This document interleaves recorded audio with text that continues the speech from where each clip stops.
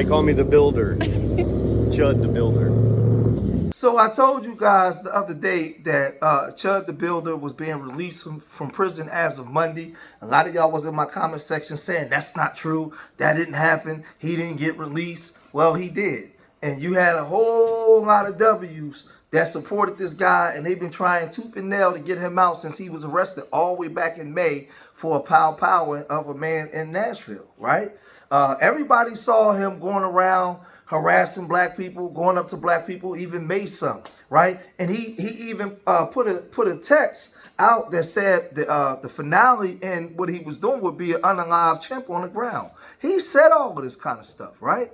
Now, he powwowed a black man, a disabled veteran, right? The guy Fox, but he didn't, thank God, he didn't pass away. He's not with the ancestors. He's still with us, right? But he powwowed him a bunch of times and even powwowed himself in the arm, right? He sat in jail for 3 months. He's still fighting this case. But as of today, he's been released from prison. He's been able to grant bail. He had over 10 people.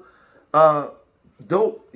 got the money up to get to pay this $1 million bail. And now he's out. But what does that reflect? What does that show? That shows that these groups, these people, they take care of each other, right? There's a lot of people that enjoy the things that he says. He's their mascot. He goes hard in the paint for their cause. And they do it under the guise of free speech. Well, we know that it's hate speech.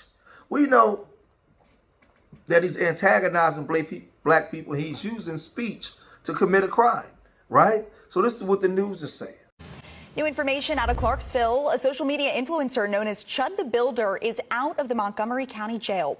According to our news partners at Clarksville Now, Dalton Etherly got out on bond. He spent about 3 months in jail. Etherly is facing attempted murder, aggravated assault, and a gun charge after a shooting outside of the Montgomery County Courthouse in Clarksville that happened back on May 13th. Police say Etherly and Joshua Fox got into a fight. They say Etherly pulled out a gun and shot Fox. Etherly also shot himself in the arm during that struggle. Now, you know what's funny with this? He's going so far left that even your black conservatives, I'm talking about the far right, black conservatives, they can't even support them because they can't go home to the barbecue around their own people and support this. I'm talking about Brandon Tatum. Even Brandon Tatum is against Dalton Etherly, Chud the Builder. Brandon Tatum has drew a line in the sand, and he said that Chud is getting what he deserves. Chud should be locked away and throw away the key. I mean, I was floored. I almost fell out my chair when I seen Brandon Tatum not supporting Chud the Builder, because that's even too far for Brandon, because his siblings will look at him like, for real, dude? Because this was too blatant.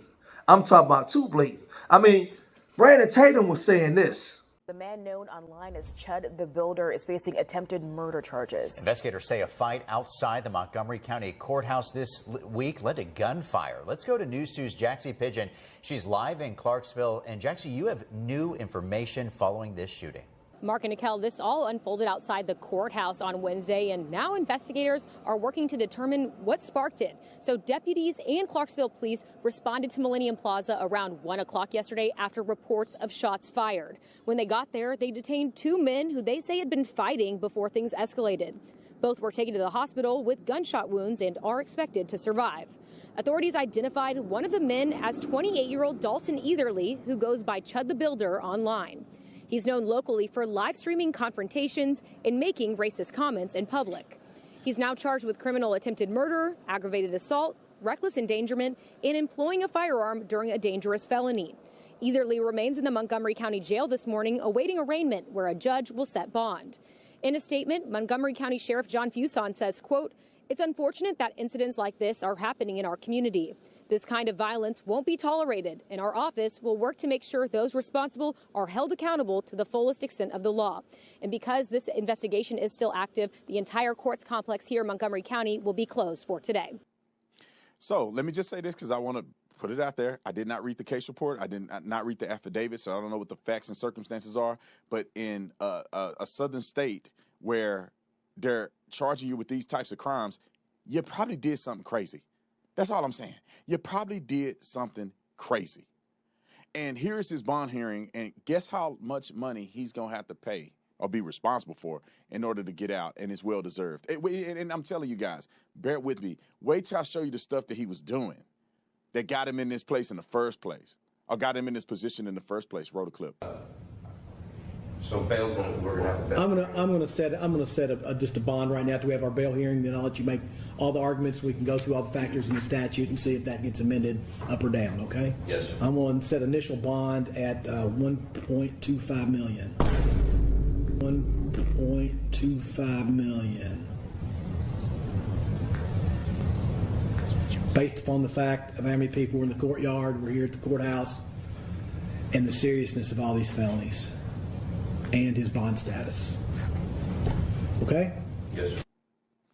Now, I don't feel bad for him not one bit. Let me just say this too. We'll show this is kind of the altercation that happened in part, but the reason that I'm saying this about this guy is because I cannot stand people like this. I cannot stand people that spend their time, effort, and energy to go around and live stream confronting people and being disrespectful nut jobs and antagonizing people to get confrontation. And when they get the confrontation, they want to pull a gun and shoot people and do all this old crazy stuff when they are the ones who are the instigators. You cannot go out and instigate a conflict, and then when you start losing a conflict, you want to try to pull a gun. This is self-defense 101. Self-defense is when somebody's attacking you and you feel like your life is in serious threat of bodily injury or death, then you can use deadly force. But there's a And I'm laughing because Brandon Tatum was calling this guy an idiot and saying that that's what he deserved. And, you're walking up, he can't stand guys like this. Because, see, Brandon Tatum would have been looked at as a hypocrite had he supported this guy. Because Brandon, we all know darn well, if Chud was a black guy going up to W's and antagonizing them, with racial talk and putting racial epithets towards W folks, man, all of the black conservatives will be all over that guy, right? So he knew he couldn't take that stance. Behind the scenes, he probably donated to Chud. He probably made some phone calls for Chud. Got some of his connections with Chud, but he's not going to come out publicly and say that he supported Chud. Now, all this is alleged, what I'm saying, right? Based off of his behavior. But out in the public, he can't come out and say he supports Chud because he says that he's a Christian and he sees what Chud is doing. But Tariq Nasheed, he also talked about this. And he said something that we all understand and we all agree with. We're going to see how this plays out. I'm trying to see when the next court date is. But what I want to look at this from a bigger angle right now. I want to look at it from the perspective of, this is the part I don't want people to miss. Look at all the white tea supremacists who work to get him out. I want y'all to see that. Don't be lost on that. Now, this guy's clearly in the wrong. He's clearly a dirtbag. But boy, the white tea supremacists, they have a dirtbag culture. They'll support their dirtbags. See, we have to support our riders because they support their dirtbags. This is why support is very, very important. This is why we got to stand up for each other, ladies and gentlemen, because these people, they stand up for white tea supremacy. We have to stand up for black empowerment.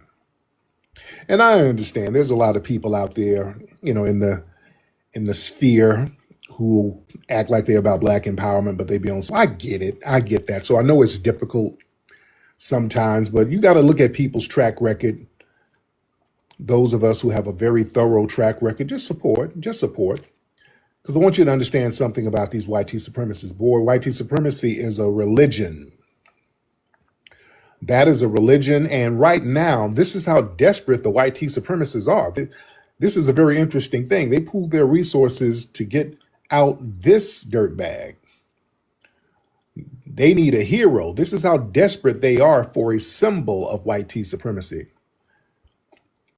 This is how desperate they are. You understand? Oh yeah, I know that. I know that. I know.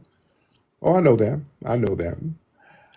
But understand the lone wolf myth. See, this shatters that. See, the mainstream media, they always try to sell us on the lone wolf narrative. Anytime these crazed white tea supremacists go out here and do these heinous crimes, they always say, oh, he was acting alone. Oh, he's just a lone wolf. They try to paint these guys as some type of isolated pariahs of their community.